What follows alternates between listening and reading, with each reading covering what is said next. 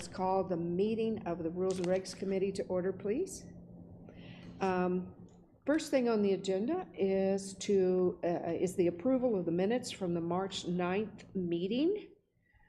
Does anybody have any adjustments? Everybody okay with the minutes as presented? Yeah. Could I have a motion? Make a motion that you approve the minutes. I'll second that. All right. All in favor? All three of us. Okay. Thank you.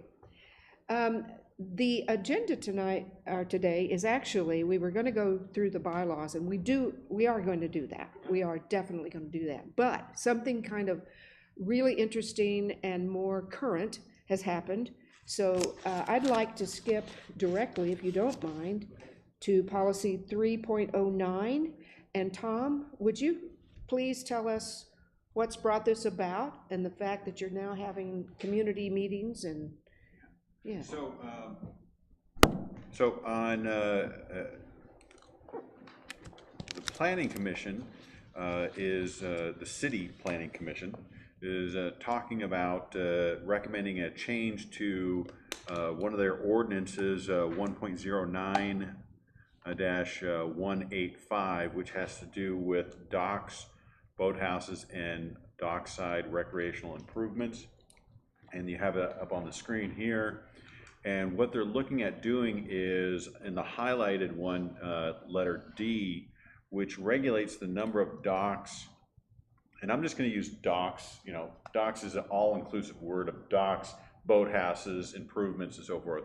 So only one dock allowed per parcel. Their feeling, the city's feeling is that this is common property, POA common property, it's private property. Why is the city regulating this, and so forth? So as a result of this change, I've pulled together a meeting of the ACC, the POA, the city, and the Townhouse Association. And so last week we had a joint meeting to go over and talk about how do we want to regulate the number of docks per parcel in place of this coming off. Now, at the Planning Commission, so we had the work session of the Planning Commission, which is when I found out that the ordinance was going to go into effect, potentially go into effect. Then we had the meeting, and then we had the meeting, the Planning Commission then had their meeting, so all in kind of quick succession.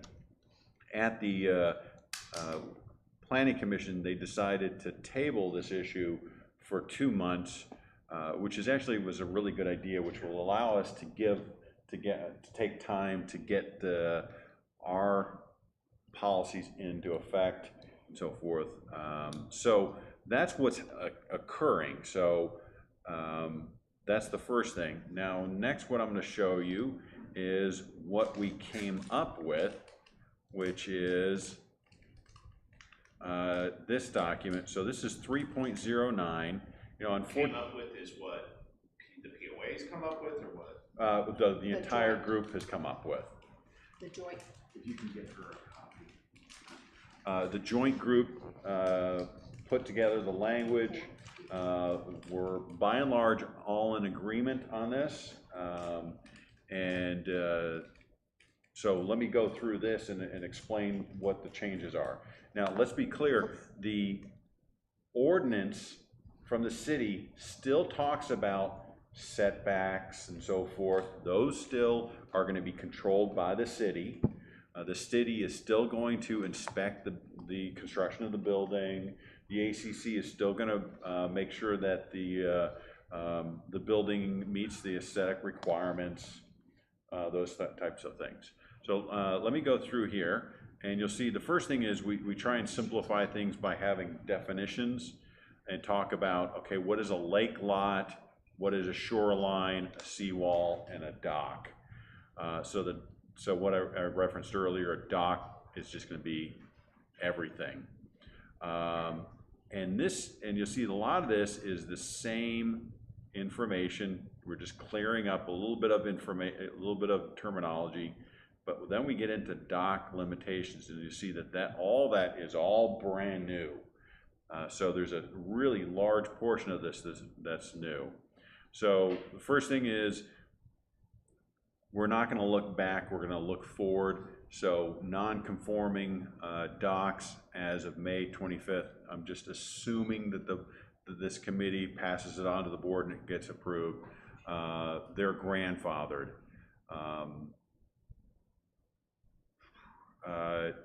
But we do talk about, if you make substantials in section 2 here, if you make substantial changes to your dock, at least 50% of it, then it must be in compliance. So if you have, if you're planning on doing substantial improvements, that's when you become compliant. You must comply with it.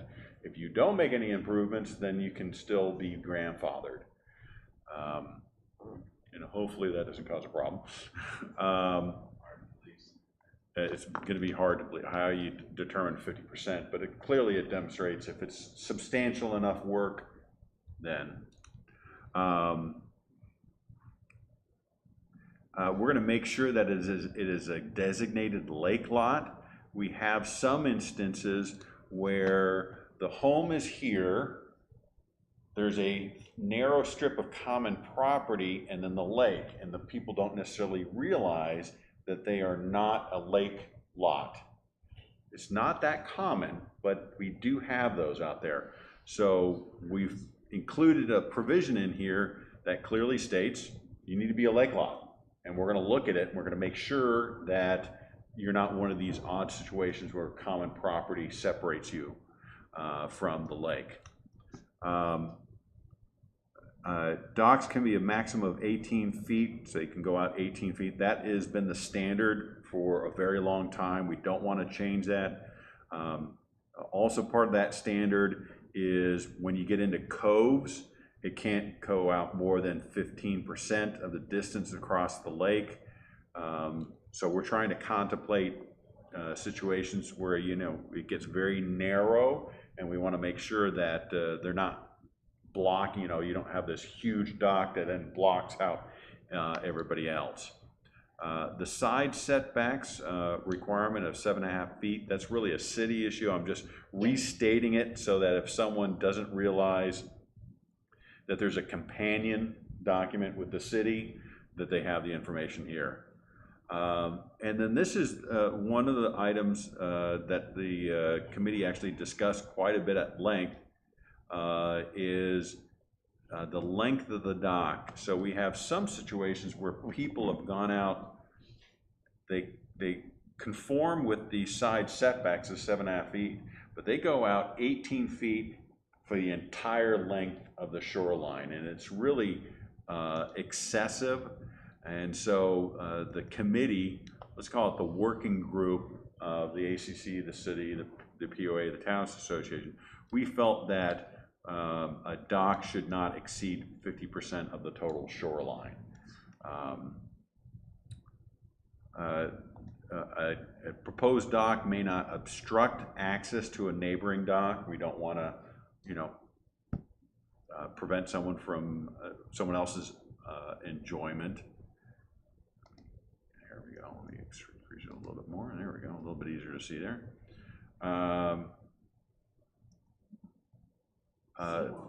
Seawall. So right now we require the seawall to be built along the entire length. So you're attaching to something firm. Now the city's going to also have requirements regarding that seawall to make sure that you're using the right kind of wood and so forth, that you're not using pressure treated wood, you're using like cedar or something like that. Then the situation gets quite a bit more complicated when you start talking about the Townhouse Association. Because the Townhouse Association, so think back of the ordinance only allows one dock per parcel. Well, the Townhouse Association will have a huge parcel when 20 homes along that entire stretch. So we restate the dock can only go out 18 feet or 15%. docks must be close as possible to the lakefront townhouse requesting the dock. We want to make sure that, you know, the townhouse that the person lives in is here, and they don't want the dock way over here. It's got to be pretty close. Townhouse association, townhouse owners located in the same building are encouraged to work together, so fewer docks will be requested for that building. What we want to be concerned about is we don't want to have a situation where we overload the lakes and we have dock, you know, all these little docks. That would not be good. If a single townhouse owner wants to build a dock, we're going to limit that width to 12 feet, which is, it's pretty small, but think of the width of the actual unit. The townhouse unit is not that much. And then think about if all 3 or 4 people that live in that townhouse wanted to build their own individual dock, we need to limit the size of those docks. So we're recommending 12 feet. And then here's where it gets really a little bit interesting. So the POA owns the common property, and the POA never relinquishes the right, our rights for the lake bed. The owner that built the dock has exclusive rights to that, including if they're a townhouse association owner. Okay, but the stairs that they are building on townhouse association limited common property down to the dock, the townhouse association does not allow those stairs to be exclusive. So what that means is you couldn't put a chain or a lock on the stairs that lead down to your dock that is on limited common property for the townhouse association. They won't allow that. Anybody can use the stairs, but the dock could have a chain or a lock, and you can restrict access onto the dock itself. Okay, so a little bit different. Did they have like a path that those stairs would lead to? Why didn't the stairs only go to the dock? Yeah, and well, there's a lot of different instances of different situations, but the one I'm thinking of in particular, and make sure you put your microphone on the next time you speak. You know, there's a common path. There's the townhomes are here, the lake is over here. There's a common path that kind of is a nice walking path, and the stairs connect to that walking path and go from the walking path down to the dock. So that those stairs, even though that individual property owner is paying for them out of their own pocket, it's still common use. Okay. Let's see. Now, so I said before, we're going to encourage those people to band together because we would like fewer docks. So if 2 or more townhouse units in the same building want to build the dock, so they're working together, we're going to allow them to increase that 12-foot limitation. So they could, let's say 2 of them get together, we'll let them go to 24 foot. We'll let it be larger. Let's see, hold on. We're also going to require, the association requires a copy of a perpetual agreement between the current owners, which specifically outlines the responsibilities for ongoing maintenance. So we want to make sure we don't have a situation where two townhouse association owners go together, they build this dock, they either are no longer become friends or someone else moves in. The agreement has to be clear. Hey, these 2 units, they're working together and you got to maintain that dock, and it's jointly owned. So if it's sold, that would be in these, yes, it's going to be notated in the agreement. It says the agreement shall include language obligating disclosure of the agreement to any future purchaser of the existing townhouse. And then once again, it talks about the stairs and ramps.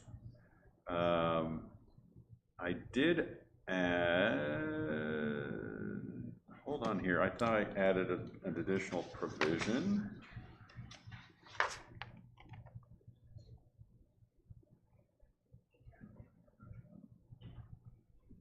Didn't I add something about being on the lake?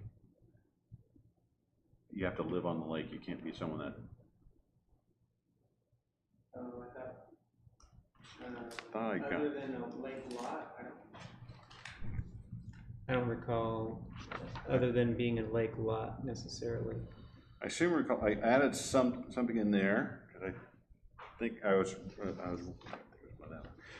was recommended, evidently there was a situation a couple years ago where someone at the Townhouse Association, their home was not on the lake, and they wanted to build a dock, and I thought I had added something in here that would prevent this, so it would be limited just to people that are on the lakefront.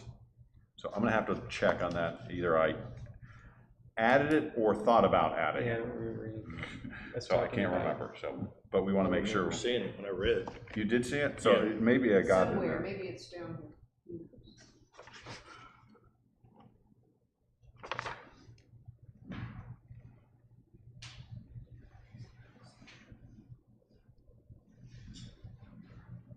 Yeah, I'll have to locate that to make sure I got it in there. So once this is passed, Tom, or in the 2 months after this is tabled and comes back, I guess will then this be underneath the ACC's purview to go out and check all these existing docks? Hold that thought. Ah, Almost there. Yeah, yeah.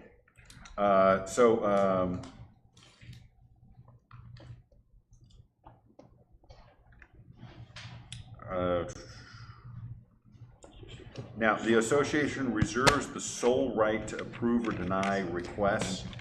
I've included that simply because there's so many different possibilities.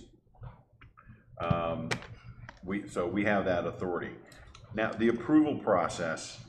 So I included acquiring the permits and approvals necessary to construct a dock can be lengthy. Members are encouraged to allocate sufficient time for this purpose. So in working with the group, the ACC volunteered that they would be kind of the gatekeeper for the POA approval and the Townhouse Association approval.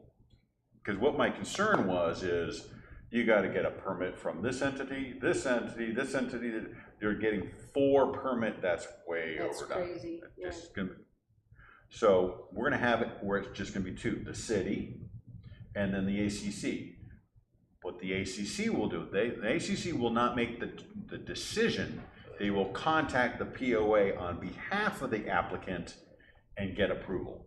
And then the ACC will contact the Townhouse Association on behalf of the applicant to get the approval. well, that's great that we haven't shirked that onto the actual property owner, which it appears Yes. that many things in the past have been that Yes. hide and seek approval, which only creates less need and want to actually be approved, Yeah. making things contentious when we have to, you know, I guess crack down on certain things.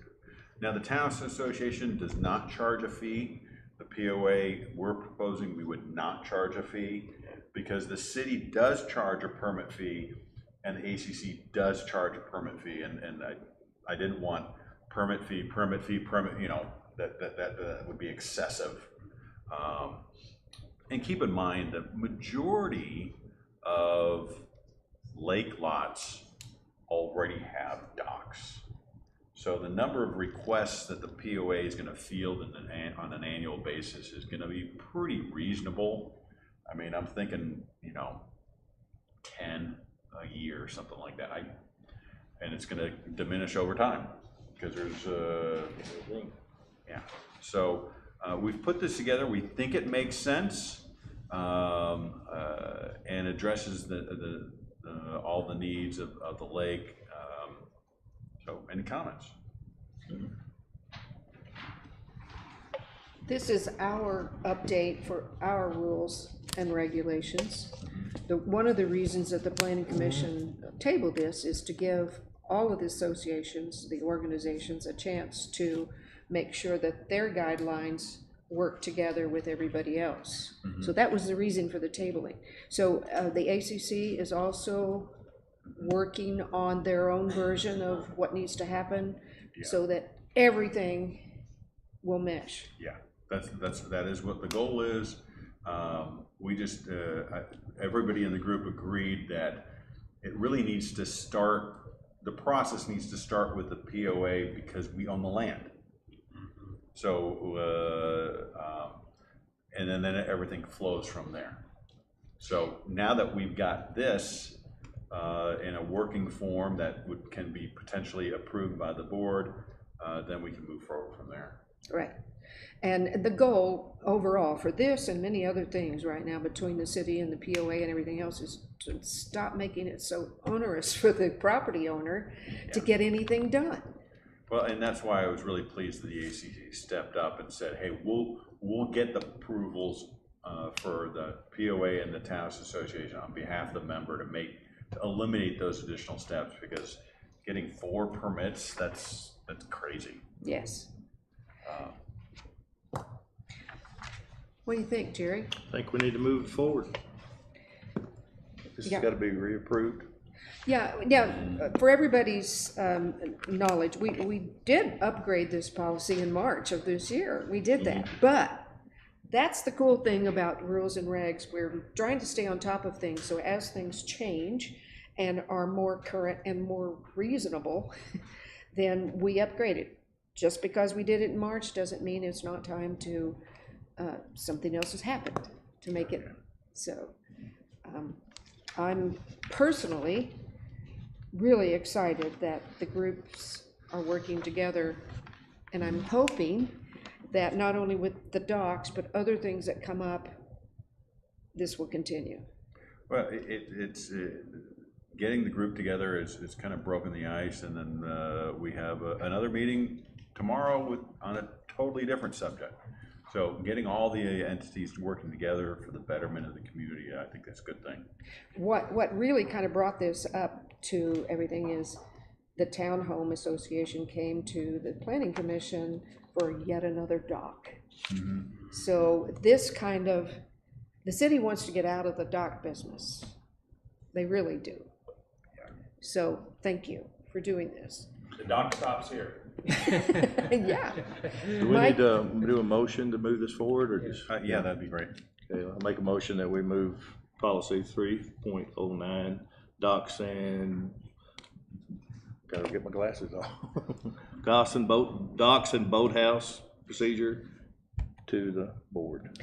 Now, Tom, for the folks in the audience, remind folks the procedure. This isn't automatically a done deal. No, it starts with the rules and regs, which right now, then it would be forwarded to the board at the work session later on this month, and then the regular meeting, which is where they would do the first of 2 required votes.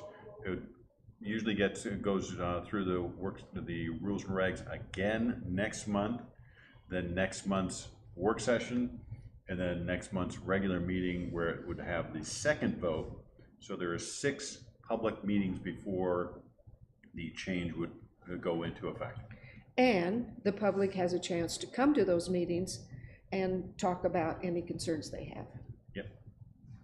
Does that help? All right, thank you. I saw you back there.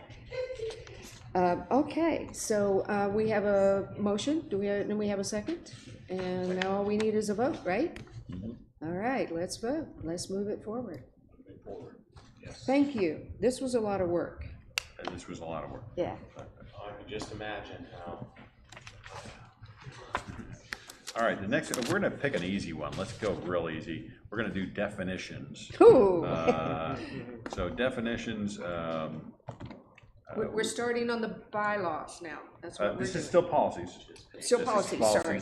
So Oh, we went policies. through and view. Zoom. It's got 200%. That should get me there. Okay, so we went through and we revised all of the policies. Yes. And we decided that the last thing that we wanted to touch when we were done with the policies is the definitions, in case any policy changes were to impact the definitions. As it turns out, really, there was very limited impact. So we wanted to get rid of the reference to photo ID cards, since they haven't been named that for 3 years.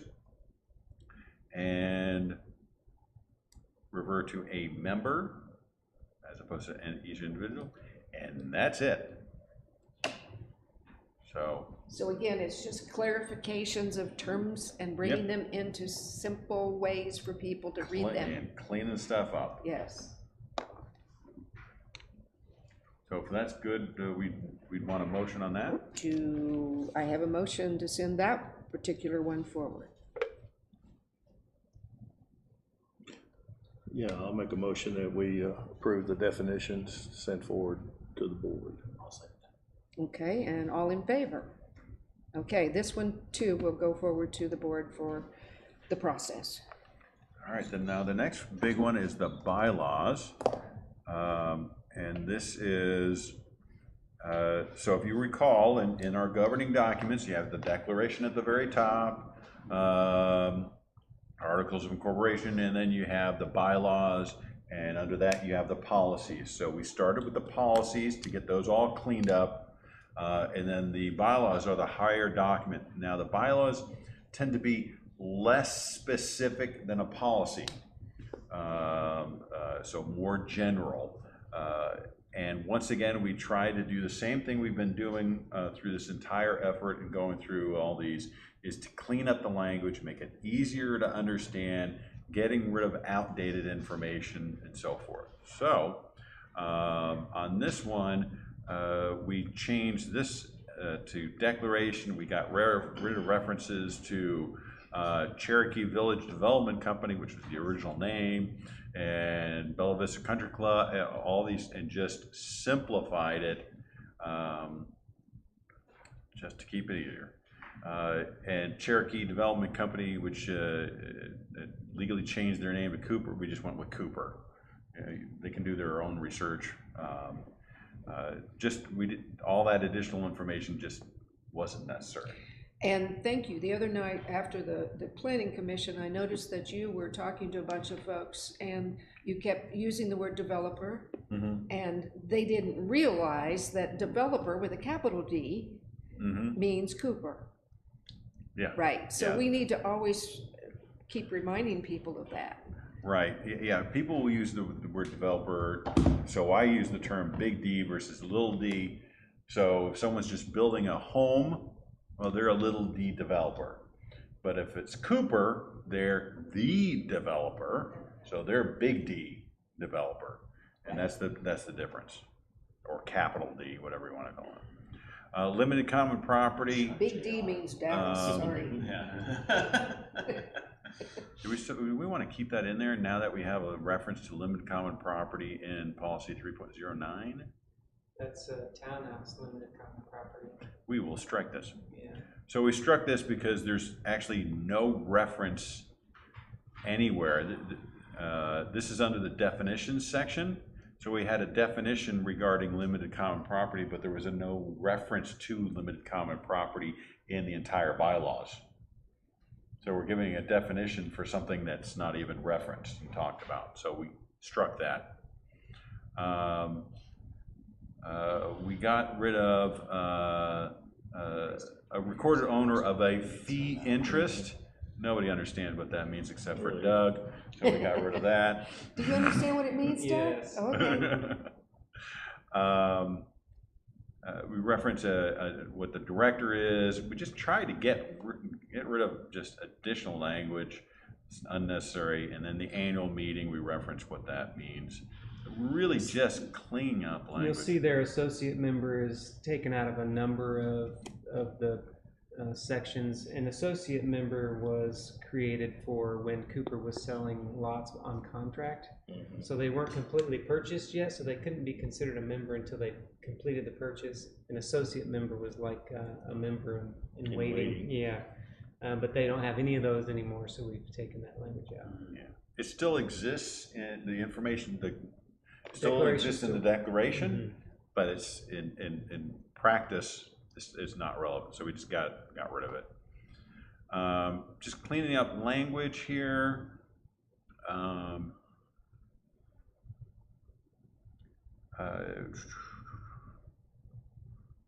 Yeah, tell us about that. Duly, well, you'll see that it talks about a director and that was duly elected, but it didn't contemplate appointed by the board to fill a temporary vacancy. So we want to make sure that we reference that because, well, I've done that. I was just gonna say, only that's a three- Michael thing. only 3 times. But those serving temporarily must still meet the qualification requirements under the policy, so it's stated clearly now. We got rid of the word remuneration because nobody understands that word except for Doug, so we went with compensation. Just to try and make it, I'm just trying to make it easier to understand in common language.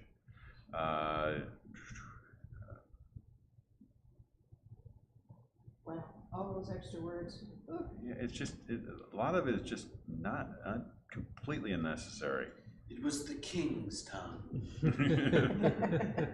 Probably.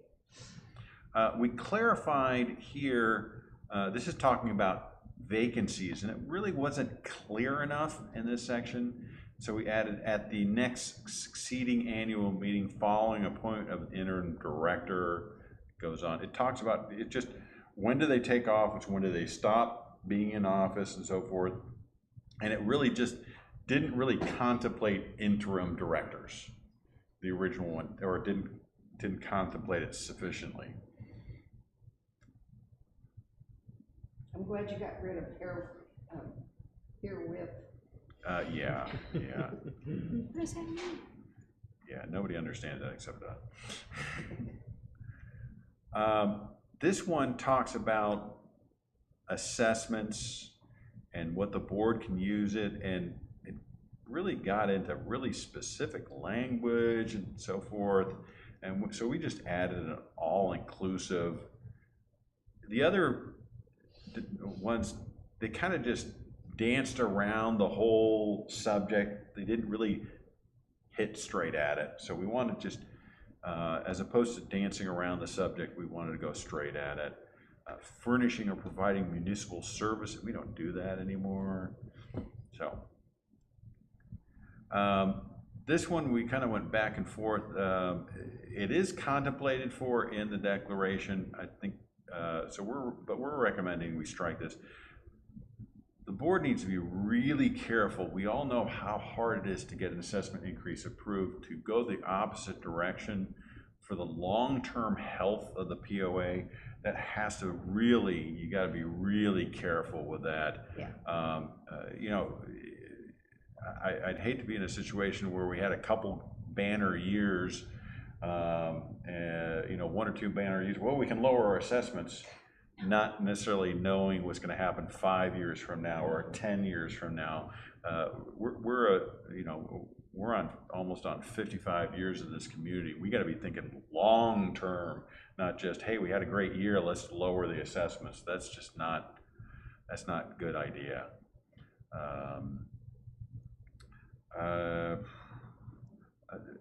This is talking about borrowing and just excessive language, and you see that we're just removing a lot of language that is just totally unnecessary.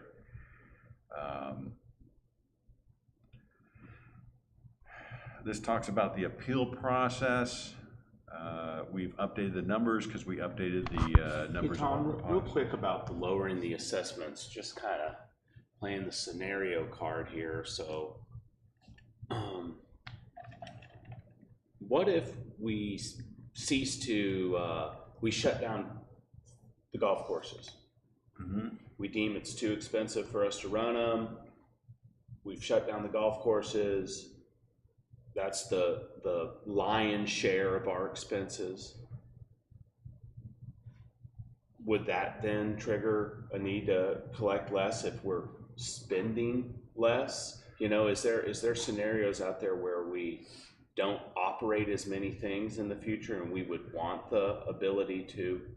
Well, it's still contemplated in the declaration, so this, it's not like we're removing that right. Yeah.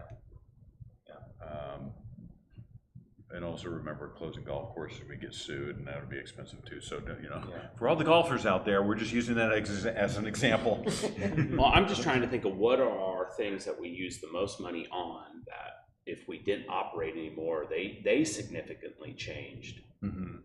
Would that then be something that would be a good option for our membership to charge less because we'd be spending less? If there was a structural change in our amenities, let's just go with that, it is possible, or it is possible, and potentially more likely, is that eliminating certain amenities would make it so we don't have to have any further increases. Yeah. Yes. As opposed to going Yes. down, it would allow us to stay level. I'm just thinking of not so long ago, the city incorporated, and the POA no longer took care of many things that they were taking care of prior. So that's not that long ago. No, it's a 07, yeah. So we're not removing that right, but it is something that the board would need to really think very much down, long range. And we're already set and locked into stone that it's 3 years you have to wait before any assessment increase can happen anyways. And that's in the declaration. Yeah, That so we- that can't be changed by any of these bylaws. No, because the declaration is higher than the bylaws, so you can't change something that's a lower document and impact a higher document. So, and I don't think we want to anyways. No. Let's see, we talked about that.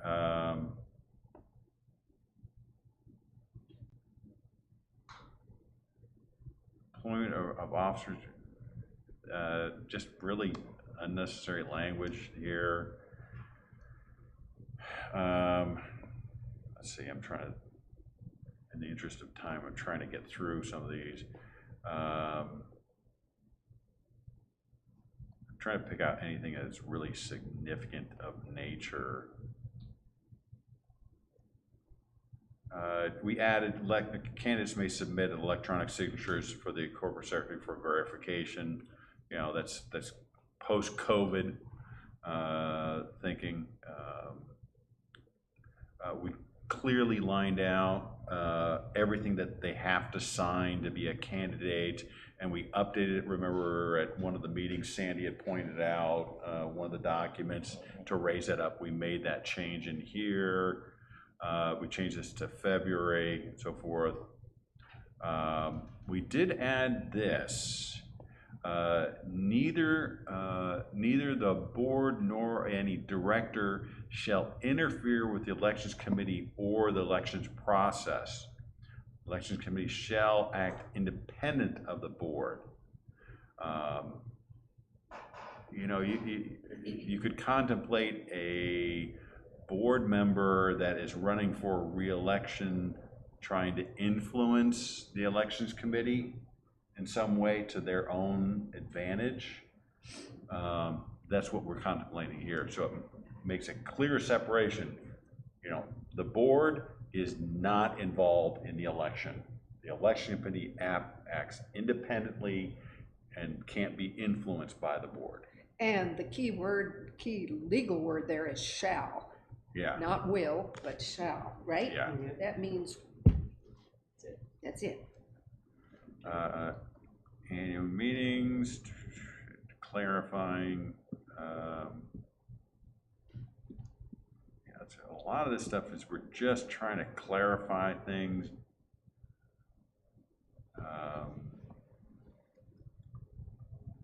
Does that quorum section, yeah, it says by meeting, telephone, video, I thought I remember we updated that before. Yep. Electronic means,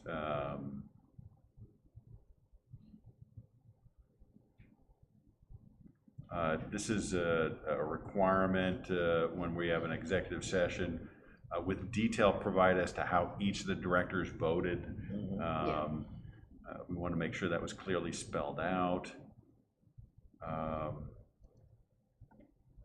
We appointed for 1 year unless an interim corporate, so we're just really cleaning up the language here. Explain what corporate secretary,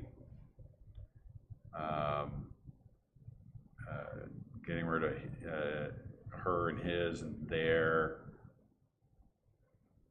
We did add this. A member of the board cannot be an employee of the association. A former member of the board cannot be an employee of the association for a period of at least 5 years following their termination from the board. So I had this happen where not here at another place, where a director wanted to become a man on the management team. So they resigned, and I didn't have a lot of choice, and that's not a healthy situation. And so I had another situation where the board chairperson worked for me in the cart barn, and on top of that, they had a situation that occurred, and I had to terminate their employment, and they were the board chair. Oh my. Not an easy situation. So there needs to be a clear distinction. I've also heard of other communities where someone will come off the board and become the CFO right away. That's really dangerous kind of stuff. If you're qualified and you've been off the board for 5 years, put in your application. But if you're coming off the board, resigning early from your term, and being immediately placed on management team, that's a formula for problems, in my opinion. Yeah, I'll tune in on this, even though, the majority of board members have been retired, so I don't think that they were necessarily seeking employment. And I'm a little confused on termination here, whether that's just the ending of their thing or they were unduly. No, ending. The ending. Well, I see no reason why, if somebody wants to continue to give service to the POA and be compensated in some form or fashion, Brandon Berg could not be elected again on his re-election and decide, hey man, I still want to do a part-time job for the POA. I'll work over here at the cart barn. And I wouldn't personally see any issue with employing people, and mainly because we're dealing with such an employee crunch. So if I find someone who's already demonstrated and hasn't been kicked off the board for any reason, now that's a different story. But if they've faithfully served us here in this volunteer role, and they're still looking to serve the POA in a more formalized capacity, I see no negative on that. I mean, I'd love for you to expand on where you think that's actually a negative thing. But it would depend on at what level they came in as an employee. Why? The CFO, the COO? How would that? If they Oh, were I qualified, think, wouldn't it be yeah. awesome? I think that would be more dangerous than working in the cart barn. So I know of a specific instance where the board terminated the CFO, and then the person that was initiating the termination of the CFO was on the board, then resigned when that was named the CFO. And so that's where my concern, I'm not concerned if they want to work in the cart barn. My concern is They fire somebody to obtain their position. yes. Yeah. And I've seen that happen multiple times. And I think it's something that can be dangerous. Why 5 years?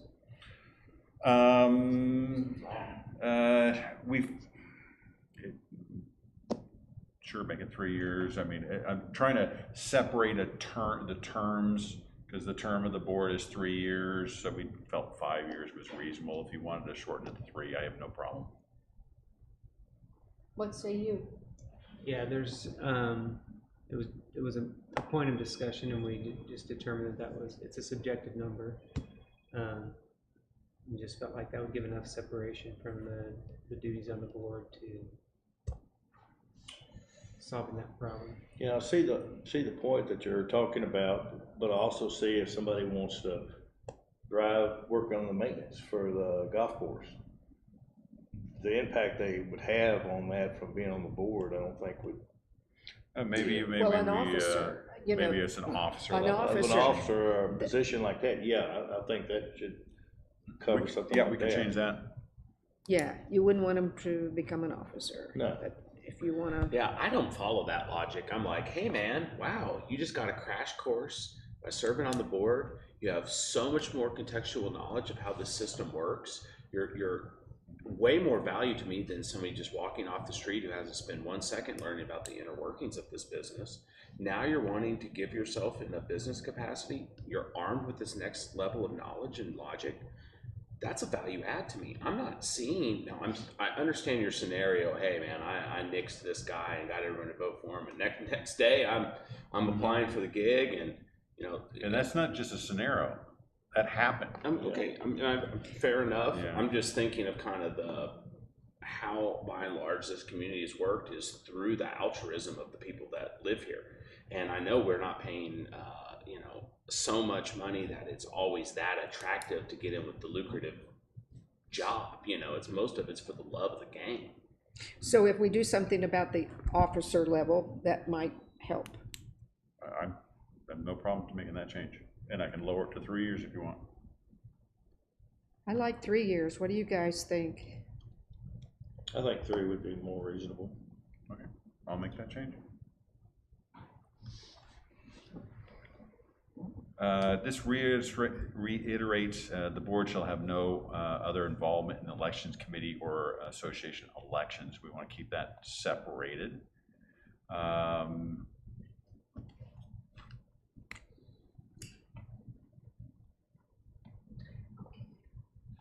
Added, this is under committees. The committees must be cautioned to only take up matters within their area of concern. I've seen that too. You've had that issue before, so this. Yeah. Well, I've had that here, yes, I Yes. have. Updating policy numbers, so forth. I don't think we have anything of any significance. Did you scratch that 30 minutes before? At least 30 minutes before. That's that walk-in ballot?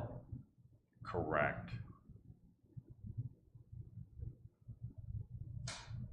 So it used to be They 30 minutes differ. before, but what if they mailed it in? What's the cutoff, so forth? So Doug made a clarification. Cutoff times for the receipt of ballots may differ depending upon the method of vote cast, either by mail, electronically, or in person. So we modified it to be clearer, because if it's 30 minutes beforehand by mail, that's an issue. But in person, that works. So this gives us flexibility. And those timelines are clearly stated in the election materials that Oh, were sent out too, okay. so they may differ with different votes, so we felt like a more general statement, and then they're specified in the instructions. Okay. I guess the only reason I say something about the 30 minutes or whatever is in some kind of like vision of everyone being excited about voting, which I know is not seeming like a reality as much anymore. But I imagine at some point in time we'd all be so excited about it, and it would be really fun to go to the polls like many other elections are. And you're literally voting that day, and sometimes you're waiting and queuing in line, and I would love to see the participation like that in the city. Yeah. And I don't envision that it's not, the potential is completely gone for that to happen. We're running close on time, and Yeah. we do want to make sure we have the open forum section. Yes. Okay.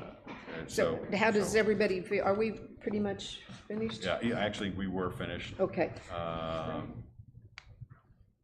Okay, so we got. Is this ready to be? As amended. As amended. amended, to be sent forward to the board? Could we have a motion to proceed? You want it? Mike, your turn. I'll make a motion to approve the amended changes in the bylaws. And I'll second it. One second. And all in favor?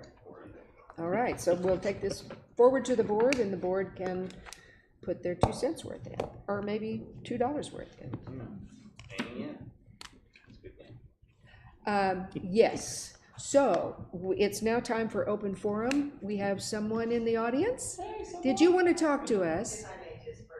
All right. come up to the Please come microphone. to the microphone and state your name and your address. Thank you very much.